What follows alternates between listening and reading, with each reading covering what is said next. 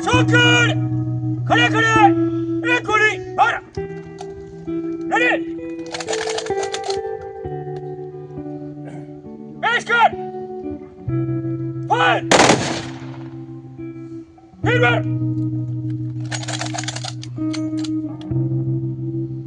पेश कर फायर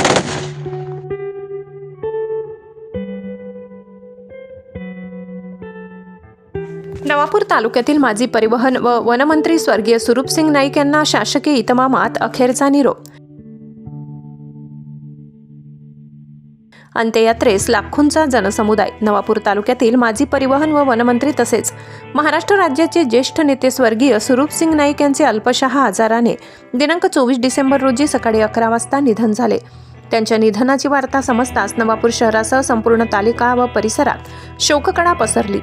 स्वर्गीय सुरूपसिंग नाईक यांच्या अंतिम दर्शन व अंत्ययात्रेसाठी नवापूर येथे लाखोंचा जनसमुदाय उसळला। सर्वसामान्य नागरिकांसह राजकीय, सामाजिक व प्रशासकीय क्षेत्रातील मान्यवरांनी भावपूर्ण वातावरणात त्यांना अखेरचा निरोप दिला। संपूर्ण परिसर शोकमग्न वातावरणाने व्यापलेला होता।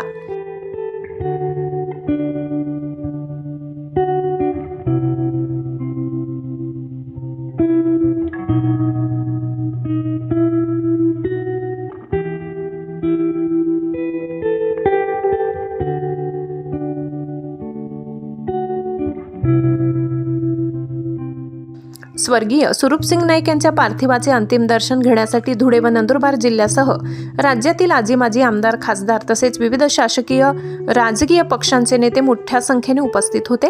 त्यांच्या पार्थिवावर शासकीय इतमामात अंत्यसंस्कार करण्यात आले। यावेळी पोलीस प्रशासनाकडून शस्त्र सॅल्यूट व मानवंदना देण्यात आली। तसेच हवेत गोळीबार करून त्यांना अंतिम सन्मान अर्पण करण्यात आला। तिरंगा झेंड्यात गुंडाळलेल्या पार्थिवाला शासकीय श्रद्धांजली अर्पण करण्यात आली। स्वर्गीय सुरूपसिंग नाईक यांच्या अंत्यसंस्कार सुकवेलच्या शेतात करण्यात आले। यावेळी नंदुरबार जिल्हा परिषदेचे माजी अध्यक्ष तसेच आदिवासी सहकारी साखर कारखान्याचे संचालक भरत माणिकराव गावित हे अत्यंत भावुक झाले होते। या प्रसंगी नंदुरबार जिल्ह्याचे खासदार गोवाल पाडवी, माजी खासदार बापू चौरे, धुळे ग्रामीण आमदार राम भदाणे, शहादा आमदार राजेश पाडवी, अक्कलकुवा आमदार आमशा पाडवी, साक्री आमदार मंजुळा गावित, संगमनेर आमदार बाळासाहेब थोरात, नवापूर नगराध्यक्ष जयवंत जाधव, गटनेते नरेंद्र नगराडे यांच्यासह अनेक मान्यवरांनी स्वर्गीय सुरूपसिंग नाईक यांना श्रद्धांजली अर्पण केली। स्वर्गीय सुरूपसिंग नाईक यांनी आपल्या प्रदीर्घ राजकीय कारकिर्दीत आदिवासी समाजाच्या सर्वांगीण विकासासाठी तसेच राज्याच्या सामाजिक व आर्थिक प्रगतीसाठी मोलाचे योगदान दिले। त्यांच्या निधनाने नवापूर तालुक्यासह संपूर्ण राज्याच्या राजकारणात मोठी पोकळी निर्माण झाली असल्याची भावना उपस्थितांनी व्यक्त केली। त्यांच्या जवळ राहिले आणि त्यांनी या महाराष्ट्राचा सर्वांगीण विकासासाठी सदैव अहोरात्र प्रयत्न केले।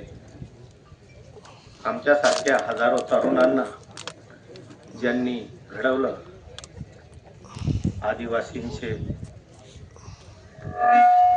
पितामह, समाजाला सदैव न्याय देणारे या नंदुरबार जिल्ह्याचे नेते, महाराष्ट्राचे नेते, आमचे पितृतुल्य लोकनेते आदरणीय नाईक साहेब हे आपल्यात नाही। फार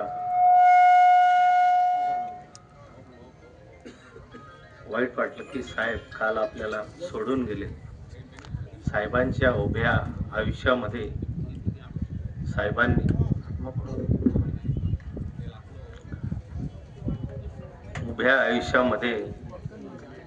साहेबांनी सगळ्यांना जोडण्याचा प्रयत्न केला आणि हा धुळे नंदुरबार जिल्हा अबाधित ठेवण्याचं काम साहेबांनी केलं। खरं बघायला गेलं तर नाईक साहेब एका सामान्य कुटुंबातून, शेतकरी परिवारातनं सरपंचापासून तर मंत्रिपदापर्यंत पोचण्याची किमया ही साहेबांनी केली। साहेबांना मी एकदम जवळून पाहिलं। लहानपणापासून साहेबांचा प्रवास, साहेबांचं बोलणं, साहेबांचा प्रत्येक घडामोडींमध्ये मी माणिकराव दादांचा मुलगा असल्यामुळे सगळ्या गोष्टी या समजत होत्या, कळत होत्या. आणि जेव्हा जेव्हा या राजकीय क्षेत्रामध्ये विषय चर्चेला जाईल तेव्हा नंदुरबार जिल्ह्यात प्रामुख्याने आमच्या नेत्यांचं आदरणीय सुरभसिंग नाईक साहेबांचं नाव सर्व ठिकाणी आदरानं घेतलं जाईल, यात तिळमात शंका नाही. साहेब म्हणजे साहेब होते. साहेबांनी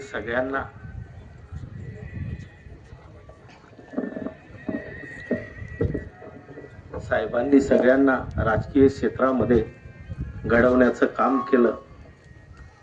माझ्या वडिलांपासून सुरुवात करतो की माझ्या वडिलांना सुद्धा आदरणीय नाईक साहेबांनी घडवलं. सतत 9दा खासदार आणि 10व्यांदा सुद्धा तिकीट, 19 म्हणजे समजून घ्या 80 वयामध्ये सुद्धा दादांना 10व्यांदा तिकीट हे खासदारकीचं मिळालं. बरेच जीवनामध्ये चढ उतार आम्ही बघितले, पण प्रत्येक वेळेस साहेबांनी साथ दिली. साहेब हे आमचं आदिवासींचं एक दैवत होतं. साहेबांनी सगळ्यांना बरोबरीत घेऊन चालण्यासाठी अहोरात्र प्रयत्न केले. नवापूरमध्ये सहज कुठेही आपण गेलो तर नाईक साहेब आपल्याला बघायला मिळायचे. आणि आता तर सध्या जेव्हा राजकारणापासून साहेब अलिप्त झाले तर साहेबांची रोज नवापूरला चक्कर व्हायची, रोज साहेब नवापूरमध्ये दिसायचे. आज आम्हाला साहेब दिसणार नाही. साहेब आज अनंतात विलीन होणार आहे. मी त्यांना मामा म्हणायचो. आज आमचे मामा आम्हाला सोडून गेले, पण मामांनी खूप मोठं असं काम केलेलं आहे, कार्य केलेलं आहे, ते स्वतः स्मरणात राहतील. आमच्या जिव्हाळ्याचा साखर कारखान्यासाठी अहोरात्र त्यांनी प्रयत्न केले. कुठल्याही शेतकऱ्याच्या सातबाऱ्यावर बोजा आजपर्यंत साहेबांनी सोडून दिला नाही. इतकं तन मन धनाने त्यांनी काम केलं. जिल्हा परिषद असेल, मार्केट कमिटी असेल, कुठल्याही सोसायटीचं इलेक्शन असेल, साहेब सगळ्यांना इथंच मंदिराच्या शेतावर बोलवायचे आणि सगळ्यांची विचारपूस करायची की बाबा काय मदत पाहिजे, काय केलं पाहिजे, कसं आपण येऊ. कुठलीही गोष्टीची कधी त्यांनी कमतरता होऊ दिली नाही. जर कोणी त्यांना सकाळी जर भेटायला गेलं असेल आणि मामा जर नाश्ता करत असतील तर मामा स्वतः जवळ बसून म्हणायचे, चल बेटा तुम्ही पण नाश्ता करून घ्या. 8-10 असतील, अरे यांना पण द्या. म्हणजे इतकी आवभगत करायची. स्वतः मंत्री असताना सुद्धा आमच्यासारख्या सामान्य कार्यकर्त्याला गाडीपर्यंत पोहोचवण्याचं काम केलं. आदिवासी कारखान्याचा चेअरमन झालो. साहेबांचा आशीर्वाद घ्यायला गेलो. साहेबांनी आशीर्वाद दिला. दुसऱ्या दिवशी माझ्यासारख्या सामान्य कार्यकर्त्याला नाईक साहेब घरी भेटायला आले.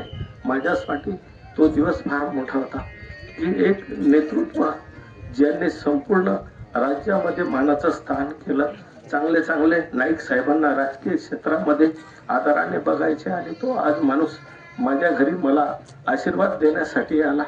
मला फार आनंद झाला, कारण पितृतुल्य हरवलं असताना ते पितृतुल्य नाईक साहेबांनी मला दिलं. दादाची कमी त्यांनी नाही दिली. माझा वाढदिवस असेल तरी साहेब म्हणायचे, ते भाऊसाहेबला फोन लाव रे, मला त्याच्याशी बोलायचं आहे. म्हणजे शेवटपर्यंत ना या माणसाने जोडून ठेवली. कधीही आम्ही ते विसरू शकत नाही. इगतपुरीला ताईला तिकीट द्यायचं असेल तेव्हाही साहेबांनी सांगितलं की नाही, निर्मलाला तिथं आपल्याला तिकीट द्यावं लागेल. जिल्हा परिषदची अध्यक्ष हेमाताई झाली तेव्हाही म्हटले, नाही हेमा तुला त्या ठिकाणी अध्यक्ष म्हणून बसावं लागेल. दुसऱ्यांदा तिची ताईची निवड झाली. जिल्हा परिषदमध्ये मला अध्यक्ष बनवण्यामध्ये साहेबांचा सर्वात मोठा वाटा होता. साहेबांनी सांगितलं कुछ भी हो जाए, भरतला आपल्याला बसवायचं आहे. आणि साहेबांनी बऱ्याच गोष्टी त्या ठिकाणीच घडामोडी घडल्या, पण साहेबांनी त्या ठिकाणी भरतला बसवलं. 2.5 वर्षाचा मान सन्मान दिला. अशी कुठली गोष्ट नाही की त्यांनी केलं नाही.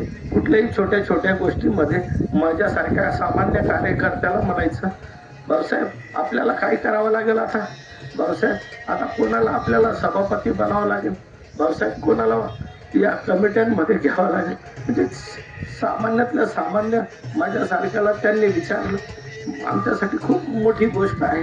मंत्रिपद असताना सुद्धा साहेब म्हणायचे, अरे भरतला बोलवा, तो का दिसत नाही.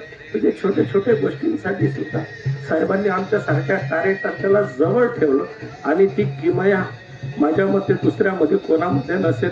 साहेबांनी सगळं हा जिल्हा जोडण्याचं काम करेल. आम्ही गर्वाने सांगतो की धुळे नंदुरबार जिल्हा असताना साहेबांनी कोणाला पैशाने नाही पण साहेबांनी मनाने त्यांना सगळ्यांना जोडलं आणि आज तेच प्रेम या ठिकाणी दिसत आहेत. साहेबांचं शेवटचं आयुष्य ते हालाखीचं गेलं. साहेबांना बारडोली दवाखान्यात असताना साहेबांना त्या ठिकाणी भेटायला गेलो.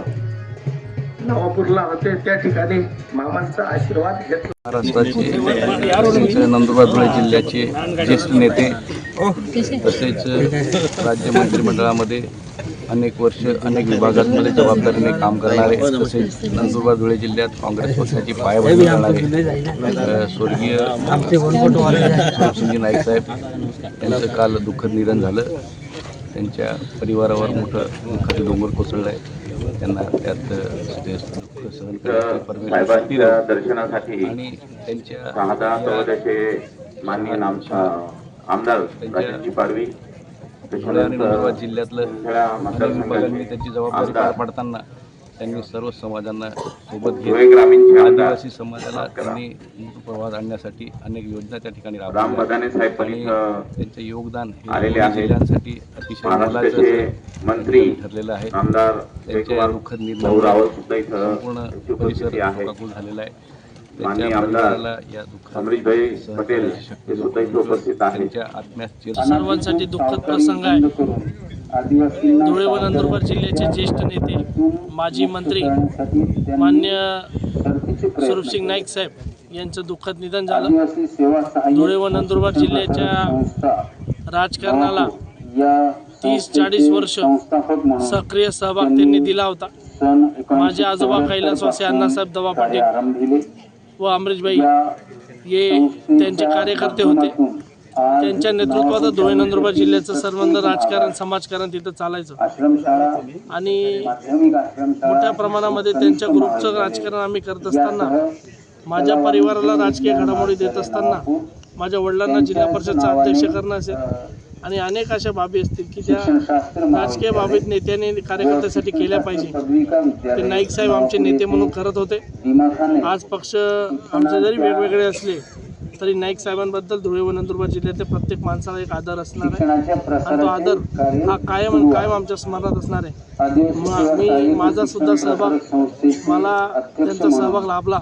लहानपणी मी त्यांना भेटलेलो आहे. अनेक वर्ष अनेक दिवस मी त्यांच्याशी चर्चा केलेली आहे. आज त्यांच्या जाण्याने मनाला चटका लावून जाणारी घटना आहे. त्यांना परमेश्वर चांगल्या प्रकारची जागा देव. मी माझ्या धुळे ग्रामीण तालुक्याच्या वतीने कैलासवासी नाईक साहेबांना भावपूर्ण श्रद्धांजली अर्पण करतो. ओम शांती. नाईक साहेबांच्या बाबतीत बोललं तेवढं कमीच आहे. साहेब सर्व गुण संपन्न असे होते. साहेबांच्या बाबतीमध्ये गरीबातल्या गरीब माणसाला नंदुरबार जिल्ह्यात असताना नंदुरबार जिल्ह्यातील सर्व जिल्ह्यातील ग्रामपंचायत जिल्हा परिषद विधानसभा लोकसभेला जेवढे लोक जमलेले आहेत प्रत्येकाला साहेबांनी मोठं केलेलं आहे. मोठं करताना कधीही साहेबांनी भेदभाव पाळला नाही. त्यांना सगळ्यांना मोठं केलं आणि मोठं करताना त्यांनी पदं पण बहाल केली. जिल्हा परिषदेचे जिल्हा परिषद असेल, पंचायत समिती असेल, खड्डे संघ असेल, जिल्हा बँक असेल, सगळ्या विधानसभा असेल, लोकसभा असेल, या सगळ्या क्षेत्रामध्ये साहेबांना मानणारा एक मोठा वर्ग या जिल्ह्यामध्ये होता आणि साहेब या जिल्ह्याचे नेते होते. आणि नेते ज्याला मानलं जातं की जो लहानातल्या लहान कार्यकर्त्याला ताकद देऊन मोठं करण्याचं काम करतो तो नेता बनतो. तो खऱ्या अर्थाने नाईक साहेब या जिल्ह्याचे नेते होते. आणि माझ्यासारख्या गरीब माणसाला अत्यंत गरिबीत असताना मला त्यांनी जिथं विधानसभेचं तिकीट दिलं आणि विधानसभेमध्ये 102 मताने हारलो आणि 102 मताने हारल्यानंतर मला परत लोकसभेला उभं केलं आणि लोकसभेला जाण्याचा मान त्यांनी दिला. 10व्या लोकसभेला पण मी लोकसभेत गेलो, परत 14व्या लोकसभेला मला तिकीट दिलं. मी 4 वेळा लोकसभेचं तिकीट मला दिलं आणि मी 2 वेळा जिंकलो. आणि त्याप्रमाणे साहेबांनी मला गरीबातल्या गरीब माणूस, मी एक साधारण माणूस, मला साहेबांनी मोठं केलं. आणि जीवनामध्ये आज सर्वसाधारण जीवनामध्ये आज सगळ्या जनता या जिल्ह्यातली मला जे ओळखते ते ओळख खऱ्या अर्थाने साहेबांच्यामुळे मला मिळालेली आहे. आणि त्यामुळे साहेब माझे पितृतुल्य होते, साहेब हे माझे गुरु होते, साहेब हे माझे नेते होते. त्यांना काय काय उपमा दिल्या तरी सगळ्या जगातल्या उपमा दिल्या तरी कमीच आहेत.